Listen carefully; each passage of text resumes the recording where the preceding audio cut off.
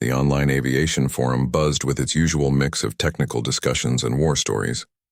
Pilots from around the world shared experiences, debated flight procedures, and answered questions from aspiring aviators. On this particular Tuesday evening, a desperate message appeared that would change everything. "Any Apache pilots here?" The post read, "I need help with emergency procedures for hydraulic failure during hover operations. This is urgent." The forum, typically active with responses within minutes, fell silent. Apache helicopter pilots were rare creatures in the civilian world. These weren't your typical flight instructors or commercial pilots. Apache pilots were military elite, trained on one of the most sophisticated attack helicopters ever built. The AH-64 Apache was a machine of war, bristling with weapons systems and advanced avionics that few people outside the military ever touched. Hours passed without a single reply. The original poster, username Flight Student 2024, updated the message with increasing desperation. "Please, anyone with Apache experience? I'm not asking for classified information, just basic emergency procedures. Lives could depend on this." Still, the forum remained eerily quiet on this particular thread. Other discussions continued normally, but the Apache question sat unanswered like a digital SOS call floating in cyberspace.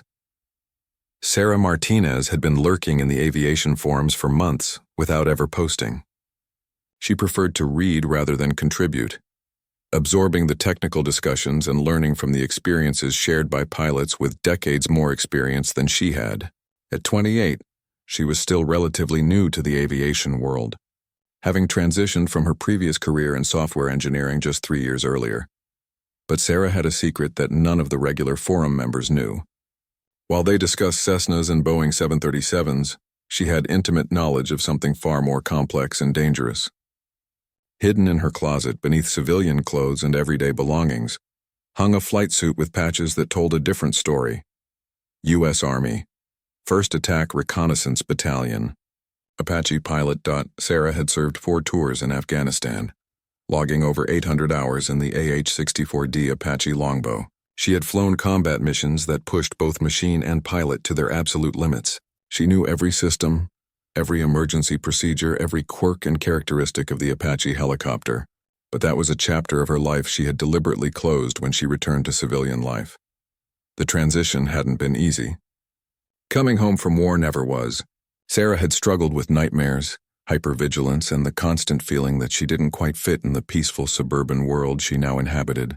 Flying commercial aircraft had become her therapy, a way to stay connected to aviation without the weight of weapons and warfare.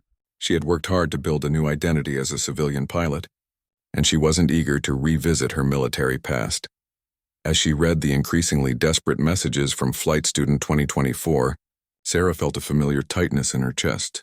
Someone needed help with Apache procedures, and she was probably the only person in this forum who could provide it. But responding would mean revealing who she had been, opening a door she had worked so hard to keep closed. She clicked away from the forum and tried to focus on her flight planning for the next day's cargo run. But the message nagged at her. "Lives could depend on this," the poster had written. Those words echoed in her mind, bringing back memories of radio calls from fellow pilots in distress, of emergency landings in hostile territory, of split-second decisions that meant the difference between coming home and not coming home at all. Sarah had always believed in the pilot's code. Aviators helped other aviators no matter what. It was a brotherhood that transcended military and civilian boundaries, a shared understanding that when someone needed help with flying, you helped them. Period. But this felt different. This was asking her to reach back into a part of herself she had buried. The forum notification chimed again on her laptop. Flight Student 2024 had posted another update. "I know this is a long shot, but if anyone has any Apache experience at all, please help." I wouldn't ask if it wasn't important. Sarah stared at the screen, her cursor hovering over the reply button. Around her, the small apartment was quiet except for the hum of the refrigerator and the distant sound of traffic. On her desk sat a framed photo of her current crew, smiling in front of a cargo plane. Next to it, face down, was another frame she rarely looked at anymore. She reached over and turned the hidden frame upright. The photo showed a younger version of herself standing beside an Apache helicopter, her flight helmet tucked under her arm, squinting against the desert sun. Her crew chief, Rodriguez, stood beside her, both of them covered in dust and exhaustion but grinning at the camera.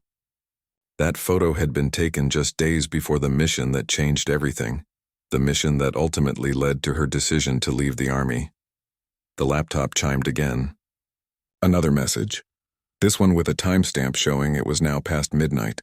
Flight Student 2024 was still awake, still hoping for an answer that seemed increasingly unlikely to come. Sarah realized that whoever was behind that username was probably facing a real emergency, something that couldn't wait for business hours or official channels. Her fingers moved to the keyboard almost without conscious decision. She began typing, then stopped, deleting the words before they could be posted. She tried again, writing and deleting several different responses. How do you reveal a secret you've kept hidden for 3 years? How do you step back into a uniform you've tried so hard to forget? The apartment felt suddenly smaller, the walls closing in as memories she had suppressed began to surface. The sound of rotor blades, the smell of jet fuel and desert dust, the weight of responsibility that came with flying a $35 million weapons platform in combat zones, where every decision mattered.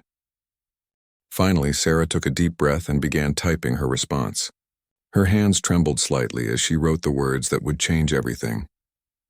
I'm an Apache pilot. What do you need to know? The response came back within minutes, faster than Sarah had expected. Flight Student 2024 was clearly monitoring the forum closely, waiting for any sign of help. But the reply wasn't what Sarah had anticipated. Thank you so much for responding. I'm not actually a student pilot. I'm a technical writer working on an emergency procedures manual for a civilian contractor. We're converting military Apaches for firefighting operations, and I need to understand the hydraulic emergency procedures to write accurate documentation. The military manuals I have access to are heavily redacted, and I need someone who actually knows these systems to help me understand what really happens when hydraulics fail during critical flight phases. Sarah stared at the screen, processing this information. Firefighting Apaches. She had heard rumors about such conversions but had never seen one in person. The idea made sense, actually. The Apache's advanced flight control systems and stability would make it ideal for precision water drops and aerial firefighting operations. But adapting military emergency procedures for civilian use was a complex and potentially dangerous undertaking. She typed back, converting Apaches for firefighting is a significant undertaking. The hydraulic systems are incredibly complex, and the emergency procedures are written for military pilots with extensive training.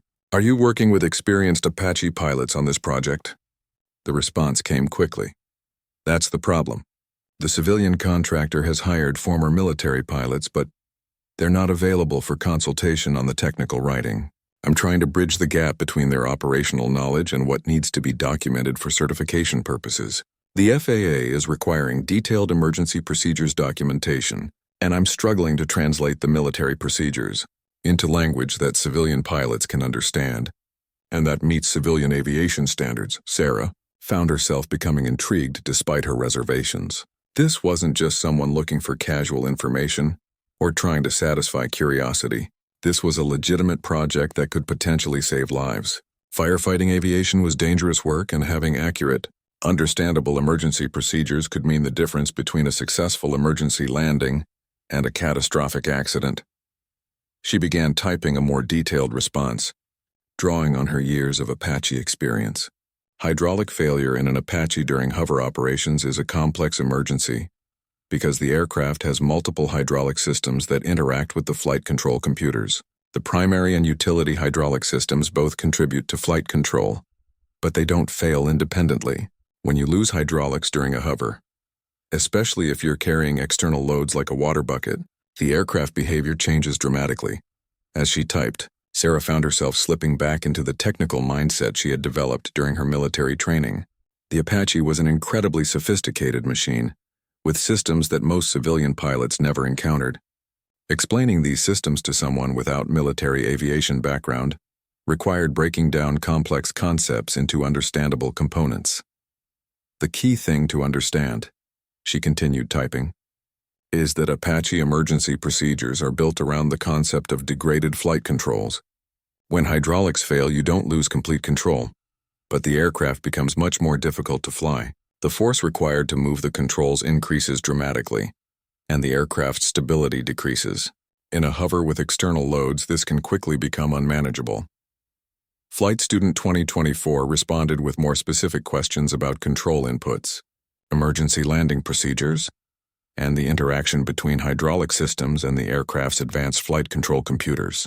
Sarah found herself providing increasingly detailed explanations, her military training taking over as she worked to ensure the technical writer understood not just what to do, but why each procedure was necessary. Hours passed as they exchanged messages. Sarah explained the differences between primary and utility hydraulic systems, described the backup manual reversion modes, and detailed the specific control inputs required for emergency landings with various types of hydraulic failures. She drew diagrams in text, described the physical sensations a pilot would experience during different emergency scenarios, and explained the decision-making process for determining when to continue a mission versus when to land immediately. What started as a simple request for help had become an in-depth technical consultation. Sarah realized she was enjoying the conversation more than she had expected. It felt good to use her specialized knowledge for something constructive, something that could help save lives rather than take them. But as the conversation continued, Flight Student 2024 began asking more personal questions. You seem to have incredibly detailed knowledge of these systems. How many hours do you have in Apaches? Did you fly combat missions? Sarah hesitated before responding. She had managed to provide technical help without revealing too much about her personal background, but these direct questions forced her to confront the parts of her past she preferred to keep buried. Her service record included missions she had never talked about with anyone, experiences that had shaped her but that she wasn't ready to share with a stranger on an internet forum. I have extensive Apache experience, she finally typed. I'd prefer not to discuss specifics about my service record. Let's focus on the technical information you need for your project. But Flight Student 2024 pressed further. I completely understand if you can't discuss classified information, but I'm curious about the practical aspects of flying these missions. The technical manuals don't capture the human element, the real-world decision-making that happens when things go wrong. For the firefighting conversion, we need to understand not just the procedures, but how pilots actually execute them under stress. Sarah found herself at a crossroads. Providing truly useful information about emergency procedures meant drawing on her combat experience. The high-stress situations where she had actually executed these emergency procedures under conditions far more challenging than any civilian firefighting operation would face. But talking about those missions meant opening doors she had worked hard to keep closed. The apartment around her seemed to fade as memories surfaced unbidden. She remembered the mission over Kandahar when they had taken ground fire that damaged their primary hydraulic system, flying back to base with degraded controls while low on fuel, knowing that a forced landing in hostile territory was a very real possibility. The way her hands had cramped from fighting the heavy controls, the sweat running into her eyes despite the air conditioning, the constant mental calculations of fuel remaining versus distance to safety. Those were the experiences that would truly help this technical writer understand what emergency procedures really meant in practice. But they were also the experiences that still haunted her dreams 3 years after leaving the Army. Sarah made a decision that surprised even herself. She began typing about the Kandahar mission, but carefully focusing on the technical aspects rather than the emotional trauma. She described how the hydraulic failure felt from a pilot's perspective, the way the controls became heavy and unresponsive, the physical effort required to maintain controlled flight. During one emergency I experienced, she wrote, we lost primary hydraulics due to external damage. The immediate sensation is like trying to steer a car with no power steering, except you're 300 feet in the air and moving at 60 knots. The cyclic stick becomes so heavy that you need both hands to make control inputs. Your arms start cramping within minutes from the constant pressure required just to maintain level flight. As she described the technical details, Flight Student 2024 asked increasingly sophisticated questions that revealed a deeper understanding of aviation than Sarah had initially expected. The questions weren't just about procedures, but about the physiological effects on pilots, the workload management required during emergencies, and the decision-making processes that determined mission success or failure. The human factors are crucial for the firefighting conversion, Flight Student 2024 explained. Civilian pilots won't have the same training intensity as military pilots. We need to design procedures that account for potentially lower stress tolerance and less experience with true emergencies. Understanding how these failures actually feel to the pilot helps us write procedures that are realistic and achievable. Sarah found herself appreciating this perspective. Military training was indeed intense, designed to prepare pilots for the worst possible scenarios under the most stressful conditions imaginable. Civilian pilots, even experienced ones, typically didn't face the same level of adversity on a regular basis. Adapting military procedures for civilian use required understanding these differences. Their conversation continued over several days, with Sarah checking the forum during breaks between her cargo flights. Flight Student 2024 proved to be a thoughtful and intelligent correspondent, asking detailed follow-up questions and clearly working to understand not just the what, but the why behind each procedure. But on the third day, something changed. Flight Student 2024 sent a private message instead of posting in the public forum. I need to be honest with you about something. I'm not just a technical writer. I'm actually a former Apache pilot myself, but I've been out of the cockpit for 5 years. I'm now working as a civilian pilot and helping with this firefighting conversion project. I was the one asking for help because I wanted to verify my memory of certain procedures before documenting them. But I also wanted to find another Apache pilot who understood what it was like to transition back to civilian aviation. Sarah stared at the message, feeling a mix of surprise, relief, and something that might have been betrayal. She had opened up about technical details and even some personal experiences, thinking she was helping a civilian understand military procedures. Now she discovered she'd been talking to another veteran pilot all along. Why didn't you just say that from the beginning? She typed back. The response came quickly. Because I knew how hard it is to talk about Apache experience. I've been struggling with the transition to civilian flying, and I thought if I could find another former Apache pilot, maybe we could help each other. But I also knew that most of us prefer to keep our military background private. I thought you might be more willing to share technical information if you thought you were helping a civilian, rather than reliving old experiences with another veteran. Sarah had to admit the logic made sense. She had been more comfortable discussing technical details than personal experiences. But now, knowing she was talking to another former military pilot, she felt both more connected and more guarded. This person understood the weight of what they had both carried, but that also made the conversation more dangerous emotionally. What's your background? She found herself typing despite her better judgment. 4 tours, mostly in Iraq. 1st Cavalry Division. I got out in 2020 after my wife gave me an ultimatum about deployments. Been flying cargo and charter flights since then, but I miss the Apache every day. The civilian aircraft feel like toys compared to what we used to fly. When this firefighting conversion project came up, I jumped at the chance to work with Apaches again, even if they're modified for civilian use. Sarah recognized the story. It was similar to her own in many ways, though her decision to leave the Army had been more about her own mental health than family pressure. The transition from military to civilian aviation was a common challenge among former military pilots. Civilian aircraft lacked the sophistication and challenge of military systems, but they also lacked the stress and trauma that came with combat operations. I understand the transition difficulties, she replied. Civilian flying can feel almost boring after Apache operations, but it's also peaceful in a way that took me a while to appreciate. Over the following days, their conversation evolved from purely technical discussions to shared experiences about military service and civilian transition. Flight Student 2024, who revealed his real name as Mike Thompson, had faced many of the same challenges Sarah had experienced. The difficulty of explaining military aviation experience to civilian employers who didn't understand the complexity of military aircraft. The sense of lost purpose that came from flying cargo instead of combat missions. The way civilian aviation procedures seemed almost childishly simple compared to military operations, but they also discovered differences in their experiences. Mike had struggled more with the social aspects of civilian life, missing the camaraderie and shared purpose of military units. Sarah had found the transition difficult primarily because of unresolved trauma from specific combat experiences. Their different perspectives on the same fundamental challenges created a productive dialogue about adaptation strategies and coping mechanisms.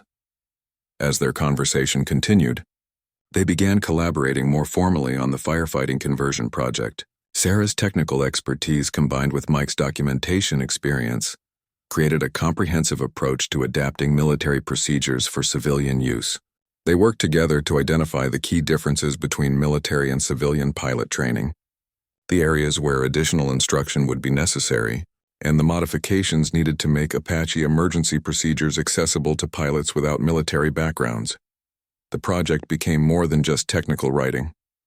It became a bridge between their military past and civilian present, a way to use their specialized knowledge for constructive purposes. Working together on something positive helped both of them process their transition experiences and find new meaning in their civilian aviation careers. But as they delved deeper into specific emergency procedures, they inevitably began discussing the combat experiences that had shaped their understanding of these systems. And with those discussions came memories that both of them had been trying to avoid. The breakthrough came when Mike shared a story about a mission in Fallujah where his Apache had taken an RPG hit that damaged multiple systems simultaneously. As he described the cascading failures and the difficulty of managing multiple emergencies while under fire, Sarah found herself remembering her own worst day in Afghanistan. It was the mission she never talked about, the one that had ultimately led to her decision to leave the Army. Her Apache had been providing close air support for ground troops in contact when they encountered heavy anti-aircraft fire, multiple systems failures, a wounded co-pilot, and the desperate need to get back to base before they lost the aircraft entirely. For the first time in 3 years, Sarah found herself typing out the details of that mission, not because Mike had asked, but because his own story had created a safe space for sharing experiences that civilian friends could never understand. Mike had been there in different circumstances but with the same weight of responsibility, the same life-or-death decision-making under impossible conditions. "We took fire from multiple positions," Sarah wrote. "RPGs, small arms, everything they had. My co-pilot, Lieutenant Morrison, took shrapnel in the shoulder when the canopy took a hit. I had engine warning lights, hydraulic warnings, electrical failures, and a bleeding crew member. But the ground troops were still in contact, still needed our support. The decision to stay or leave wasn't just about our safety anymore." Mike understood immediately. "You stayed," he replied. "It wasn't a question. We stayed until the ground commander released us." Morrison was losing blood, but he kept working his systems, calling out readings and helping manage the emergency. We limped back to base with about 10 minutes of fuel remaining, and control systems that barely responded. Morrison got a Purple Heart and went back to flying 2 weeks later. I got a Distinguished Flying Cross, and a nervous breakdown that I hid from everyone until I couldn't hide it anymore. The admission surprised Sarah as much as it might have surprised Mike. She had never told anyone about the anxiety attacks that had started. After that mission, the nightmares that made sleep impossible, the hypervigilance that made civilian life feel like a constant threat assessment. She had managed to complete her tour and maintain her flight status, but the cost had been enormous. Mike's response was understanding rather than surprised. "I had similar issues after Iraq. Civilian therapists don't understand combat aviation stress. They try to apply standard PTSD treatments, but flying combat missions is different from ground combat. The responsibility for aircraft crew and mission success creates unique psychological pressures. Plus, we're supposed to be the elite, the ones who handle stress better than anyone else. Admitting problems feels like admitting failure." Their conversation shifted from technical procedures to personal recovery strategies.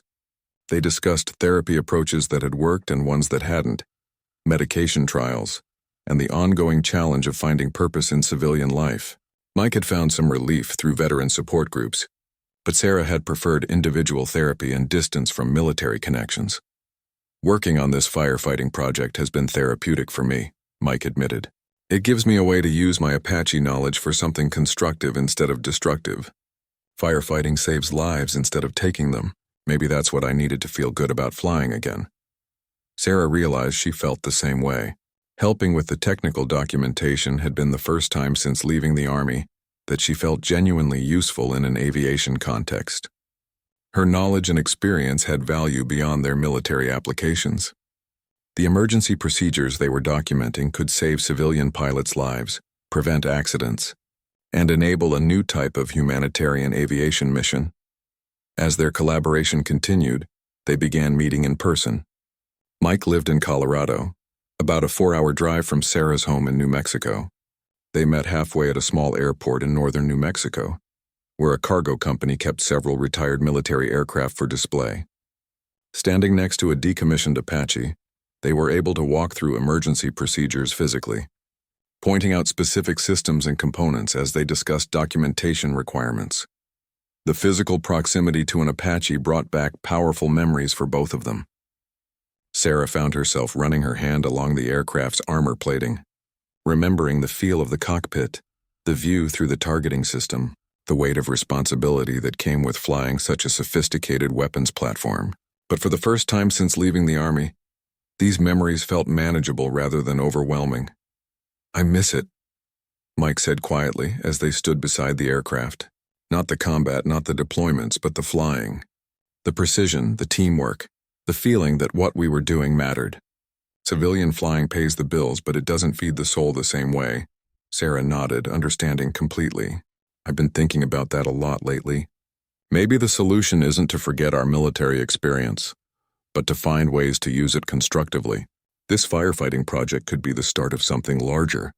There are probably other military aircraft that could be adapted for civilian emergency services, search and rescue operations, disaster relief, medical evacuation in remote areas." The idea energized both of them.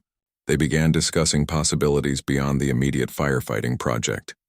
Military aircraft were designed for challenging conditions and complex operations. With proper modification and documentation, many of these aircraft could serve humanitarian purposes that civilian aircraft couldn't handle effectively.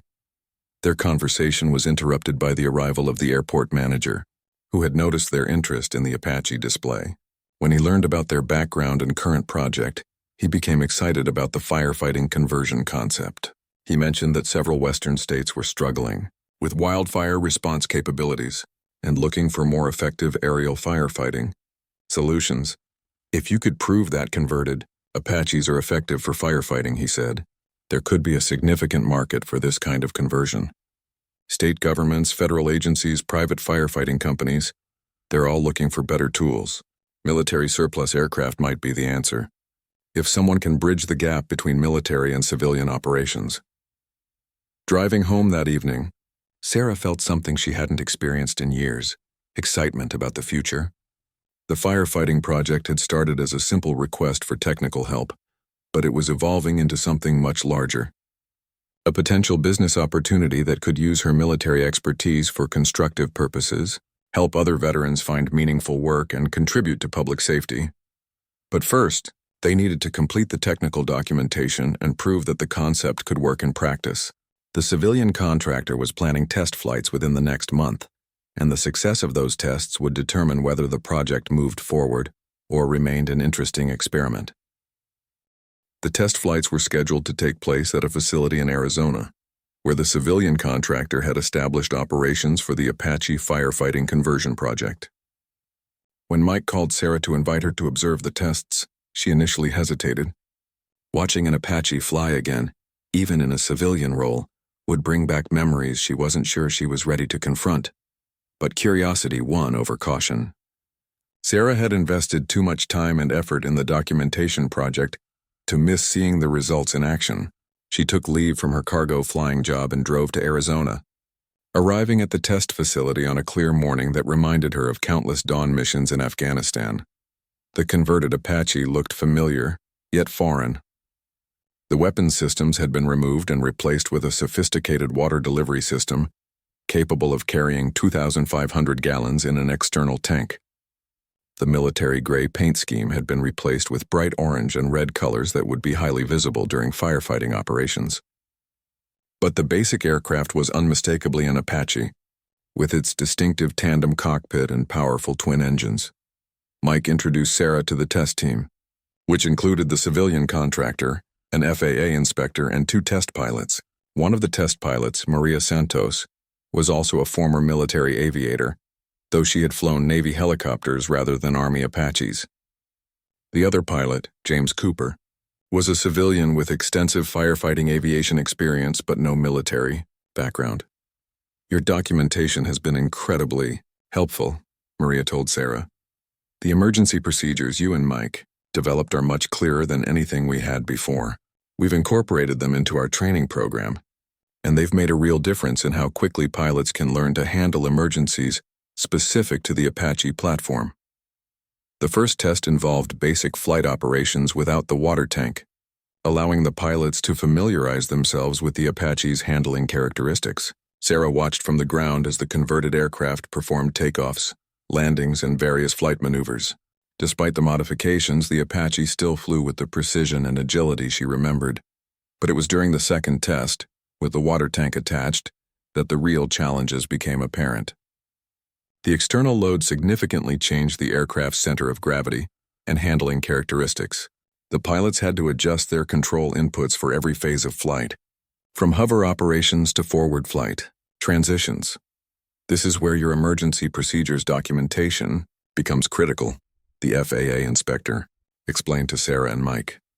When an aircraft's handling characteristics change this dramatically with external loads, emergency procedures that work for the baseline aircraft might not work the same way. We need to verify that your documented procedures are effective with the water tank configuration. The test team had planned several emergency simulations, including hydraulic failures, engine malfunctions, and emergency water drops. These simulations would test both the aircraft's capabilities and the effectiveness of the emergency procedures Sarah and Mike had documented.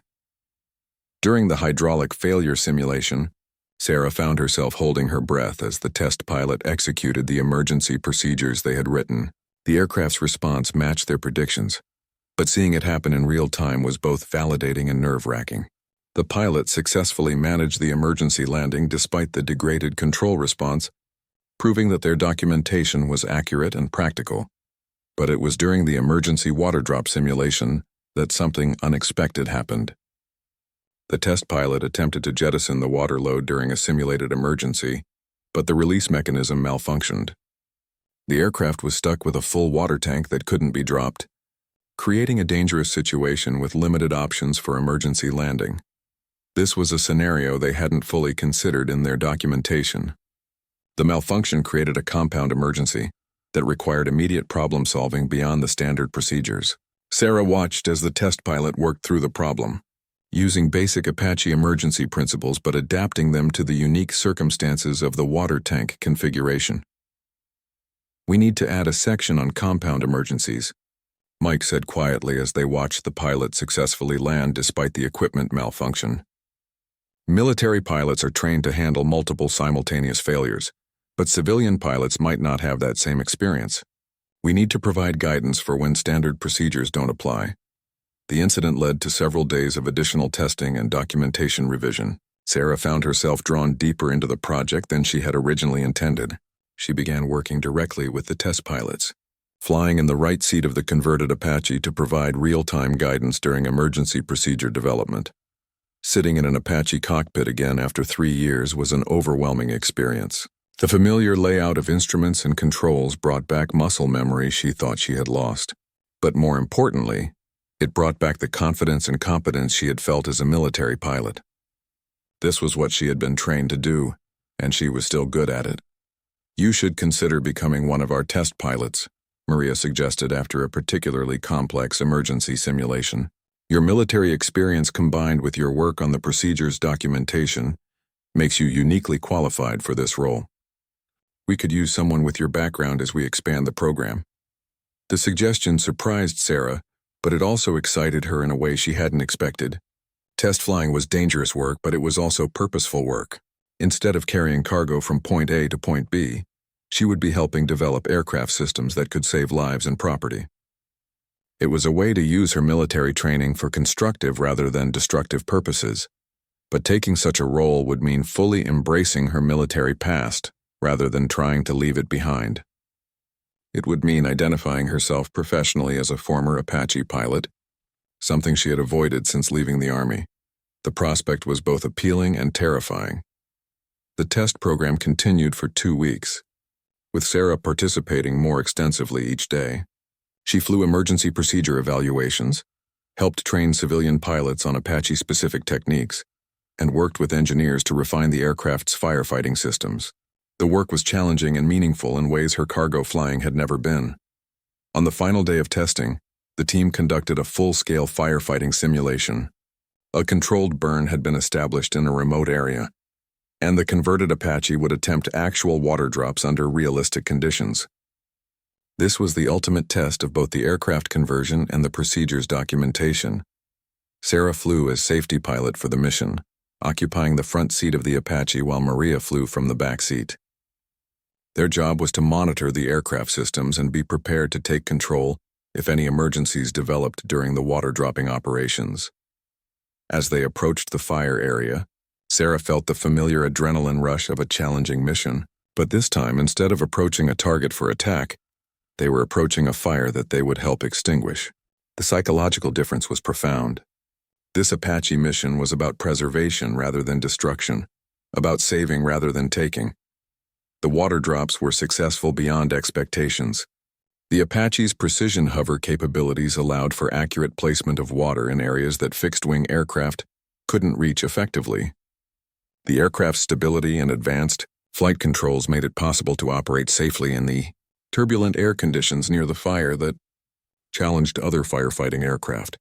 Standing beside the Apache, after the successful mission, Sarah realized that she had found her answer to the question that had plagued her since leaving the Army. Her military experience didn't have to be something to overcome or forget. It could be something to build upon, a foundation for meaningful civilian work that served the public good. 6 months after the successful test flights, Sarah found herself in a corporate boardroom in Denver, presenting to executives from 3 state forestry departments and 2 private firefighting companies. The Apache firefighting conversion project had exceeded all expectations, and now multiple organizations wanted to implement similar programs. The presentation felt surreal. 3 years earlier, Sarah had been sitting in similar rooms trying to explain her military aviation experience to civilian employers who didn't understand its value. Now that same experience was the foundation for a business venture that could transform aerial firefighting operations across the western United States. The data from our test program shows that converted Apache helicopters can deliver water with 60% greater precision than conventional firefighting aircraft, Sarah explained to the assembled executives. They can operate effectively in conditions that ground other aircraft, including high winds, turbulence near fires, and low visibility situations. Most importantly, they can reach areas that fixed-wing aircraft simply cannot access. Mike sat beside her, handling the technical documentation and regulatory aspects of the presentation. Their partnership had evolved into a formal business relationship, with Sarah leading flight operations and training while Mike managed documentation and certification processes. They had also brought Maria Santos into the company as chief test pilot and training director. The business case was compelling. Western states were facing increasingly severe wildfire seasons, with traditional firefighting resources stretched beyond capacity. The Apache conversions offered a solution that was both more effective than existing aircraft and more cost-effective than purchasing new specialized firefighting helicopters, but the real breakthrough had come when they demonstrated the Apache's capabilities during an actual emergency. 2 months earlier, a wildfire in Northern California had trapped a group of hikers in an area that no other aircraft could reach safely. The converted Apache had been able to create a water barrier that allowed ground crews to reach the trapped hikers, saving 17 lives in conditions that would have been impossible for conventional firefighting aircraft. The rescue operation had attracted national media attention and government interest. Federal agencies were now considering the Apache conversion program for their own firefighting fleets. The project had grown from a simple technical documentation task into a major aviation industry initiative. We're prepared to convert 12 Apache helicopters in the first phase. Sarah continued her presentation. Our training program can qualify experienced helicopter pilots for Apache operations in 6 weeks, compared to the 18-month training cycle required for new specialized firefighting aircraft. We can have operational aircraft in service within 8 months of contract signing. The questions from the executives were detailed and sophisticated. They understood aviation operations and had clearly done their homework on the Apache conversion project. Sarah found herself drawing on every aspect of her military experience to answer questions about operational costs, maintenance requirements, pilot training standards, and mission effectiveness metrics. One executive from Colorado asked about the psychological aspects of military to civilian aircraft conversion. Your pilots are primarily former military aviators. How do we know they can adapt to civilian firefighting operations without bringing military mindset issues into civilian emergency services? The question hit closer to home than the executive probably realized. Sarah had struggled with exactly these issues during her own transition, but working on the firefighting project had shown her that military aviation skills could be adapted constructively for civilian purposes. Military aviation training emphasizes precision, safety, and mission accomplishment under adverse conditions, Sarah replied. These are exactly the qualities needed for effective firefighting operations. Our training program specifically addresses the differences between military and civilian operations, focusing on the public service mission of firefighting rather than combat operations. We've found that former military pilots are highly motivated by the opportunity to use their skills to save lives and property, rather than for combat purposes. After the presentation, the executives requested private meetings to discuss implementation details. Sarah found herself negotiating contracts worth millions of dollars, establishing training programs that would employ dozens of former military pilots, and planning operations that could significantly improve wildfire response capabilities across multiple states. The success felt overwhelming at times. 3 years earlier, Sarah had been struggling to find purpose in civilian aviation, feeling disconnected from the expertise she had developed during her military service. Now that same expertise was the foundation for a growing business that provided meaningful work for veteran pilots while serving important public safety needs. But success also brought new challenges. Media attention had led to interview requests about her military service, something Sarah still preferred to avoid. The business required her to discuss her Apache experience publicly, to use her military background as a credential and marketing tool in ways that felt uncomfortable. The breakthrough came during an interview with a firefighting industry magazine. The reporter asked about her transition from combat operations to firefighting, expecting her to draw parallels between the two types of missions. Instead, Sarah found herself explaining the differences. Combat flying is about destruction and control, she said. Firefighting is about preservation and rescue. The aircraft systems are similar.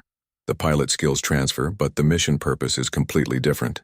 Flying firefighting missions has helped me process my military experience by showing me constructive applications for skills that were developed for destructive purposes. The interview was published with the headline "From Combat to Conservation: Apache Pilots Find New Mission in Firefighting." Rather than focusing on the military aspects of their background, the article emphasized the positive impact that former military pilots could have in civilian emergency services. The article led to additional media coverage and speaking opportunities. Sarah found herself becoming a spokesperson not just for the Apache conversion project, but for veteran transition issues more broadly. She spoke at military transition seminars, veteran service organization meetings, and aviation industry conferences about finding civilian applications for military aviation expertise. The speaking engagements revealed that Sarah and Mike's experience was far from unique. Many former military pilots struggled with the transition to civilian aviation, feeling that their specialized skills and experience were undervalued in civilian aviation roles. The Apache firefighting project became a model for other initiatives that could provide meaningful civilian employment for veteran aviators. Within a year, the company had expanded beyond Apache conversions to include training programs for other military aircraft types being adapted for civilian use. They worked with former Air Force pilots on cargo aircraft conversions, Navy pilots on search and rescue adaptations, and Marine Corps pilots on emergency medical service applications. The business success was gratifying, but the personal impact was even more significant. Sarah had found a way to honor her military service while building a civilian career that felt meaningful and purposeful. The nightmares hadn't disappeared entirely, but they were less frequent and less intense. She had learned to view her military experience as an asset rather than a burden. Most importantly, she had discovered that helping other veterans make similar transitions was as rewarding as any mission she had flown. The company employed more than 30 former military pilots, providing them with civilian careers that utilized their specialized skills while serving important public purposes. 2 years after that first desperate forum post asking for Apache pilot expertise, Sarah stood on the tarmac at a fire base in Montana, watching 6 converted Apache helicopters prepare for deployment against a massive wildfire that threatened 3 small towns. The aircraft bore the distinctive orange and red paint scheme that had become synonymous with their firefighting operations, but she could still see the elegant lines of the weapons platform she had once flown in combat. The irony wasn't lost on her.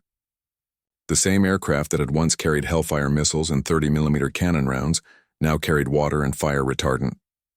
The pilots who had once trained to engage enemy targets now trained to save homes and forests. The precision flying skills developed for combat missions now served to protect civilian communities. Maria Santos approached across the tarmac, carrying a tablet with the day's mission briefings. As chief pilot for the Montana operation, Maria coordinated the 6 aircraft firefighting response that would attempt to contain the wildfire before it reached the evacuated towns. Weather conditions are challenging today, Maria reported. High winds, low visibility from smoke, and turbulence near the fire lines. Perfect conditions for demonstrating what these aircraft can do that others can't. Sarah nodded, checking her own flight gear. She would be flying lead aircraft for the mission, coordinating the water drops and ensuring safety protocols were followed. It was exactly the kind of mission that had originally attracted her to the Apache firefighting project, challenging flying in service of a clearly beneficial purpose. The briefing room filled with pilots, ground crew, and incident commanders. Sarah looked around the room at faces that told familiar stories. Former military aviators who had found new purpose in civilian emergency services. Experienced firefighting pilots learning to operate more sophisticated aircraft. Ground crews who understood that these missions could mean the difference between losing a town or saving it. Today's primary objective is to establish a firebreak on the eastern flank, the incident commander explained, pointing to a topographic map. The fire is moving toward Clearwater at approximately 2 miles per hour. If we can stop the eastern advance, ground crews can establish containment lines that should protect the town. The mission required the kind of precision flying that Apache pilots had trained for throughout their military careers. Flying in formation at low altitude, navigating by visual references in smoke-filled air, coordinating water drops with ground crew operations, and maintaining constant communication while managing complex aircraft systems. As Sarah pre-flighted her Apache, she reflected on the journey that had brought her to this moment. The forum post that had started as a simple request for technical help had evolved into a career that combined her military expertise with meaningful civilian service. More importantly, it had provided a path for processing and contextualizing her military experience within a framework of construction rather than destruction. The flight to the fire area took 20 minutes.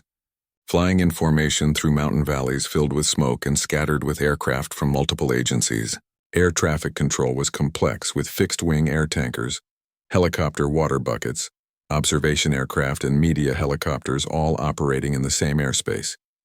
Sarah's military formation flying experience proved invaluable for maintaining safe separation while maximizing operational efficiency. Approaching the fire line, Sarah could see the massive scale of the wildfire. Flames reached hundreds of feet into the air, creating their own weather systems with powerful updrafts and chaotic wind patterns. This was the kind of environment that grounded conventional firefighting aircraft. But the Apache's advanced flight control systems and stability made operations possible even in these extreme conditions. Lead aircraft, this is ground commander. We need precise water placement along the ridgeline to stop the fire's eastern advance. Conventional aircraft can't operate safely in these conditions. But intelligence reports indicate this is our last chance to establish containment before the fire reaches civilian structures. Sarah coordinated the water drops with military precision, using hand signals and radio calls to direct 5 other Apache helicopters in a coordinated attack on the fire line. Each aircraft carried 2,500 gallons of water and fire retardant, delivered with the precision that only helicopter operations could achieve. The mission was successful beyond expectations. The coordinated water drops created an effective fire break that allowed ground crews to establish containment lines. By evening, the threat to Clearwater had been eliminated, and the wildfire was under control for the first time in 3 days. Standing beside her Apache after the mission, Sarah received a radio call that brought her story full circle. A young pilot working for a civilian aviation company was trying to learn Apache emergency procedures for a new firefighting conversion project on the East Coast. He had posted on the same aviation forum where Mike had originally asked for help, and veteran pilots were directing him to Sarah's company for technical assistance. "This is exactly how our story started," Mike said, monitoring the forum discussion on his laptop. "Someone needing Apache expertise and nobody else able to help. Except now we're the ones with the answers," Sarah smiled, realizing that their success had created exactly what they had needed 3 years earlier. A community of Apache pilots working in civilian aviation, sharing expertise and supporting each other's transition from military to civilian service. The forum that had once been silent when Apache pilots were needed now had multiple contributors with extensive Apache experience in firefighting operations. The young pilots' questions were familiar: emergency procedures for hydraulic failures, techniques for precision flying with external loads, and adaptation strategies for transitioning from military to civilian Apache operations. Sarah and her team were able to provide comprehensive answers based on thousands of hours of civilian Apache operations. More importantly, they were able to offer something that hadn't existed when Sarah first started her transition: a career path that honored military aviation experience while serving civilian purposes. The company now employed former Apache pilots from every major military unit, providing them with challenging and meaningful work that utilized their specialized skills. The firefighting mission had ended successfully, but Sarah realized that the larger mission was ongoing. Every wildfire season brought new challenges, new opportunities to save lives and property, and new former military pilots seeking meaningful civilian careers. The Apache conversion project had evolved into something much larger than anyone had originally envisioned. As she watched the sunset paint the mountains beyond the contained fire, Sarah thought about the forum post that had started everything.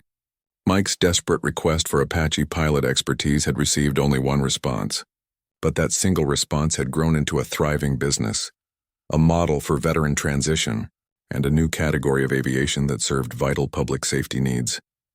The question, "Any Apache pilots here?" had been answered in ways that none of them could have predicted. Not only were there Apache pilots available to help, but they had created an entire industry around using Apache expertise for civilian purposes. The silence that had initially greeted Mike's request had been replaced by a community of professionals, dedicated to applying military aviation skills to peaceful, constructive missions. Sarah's phone buzzed with a text message from a reporter requesting an interview about the day's successful firefighting operations. 3 years earlier, she would have declined any media attention related to her military background. Now, she was comfortable discussing her Apache experience as part of a larger story about veteran transition and public service. The interview would focus on the technical aspects of the firefighting operations, but Sarah knew it would also touch on the personal journey that had brought her from combat pilot to civilian emergency services pilot. It was a story she was finally ready to tell, not as a tale of overcoming military trauma, but as an example of how military expertise could be adapted for civilian purposes that serve the public good. Looking at the 6 Apache helicopters lined up on the tarmac, Sarah felt a sense of completion that had eluded her throughout her civilian transition. These aircraft, like the pilots who flew them, had found new purpose that honored their origins while serving entirely different missions. The transformation was complete, but the mission continued.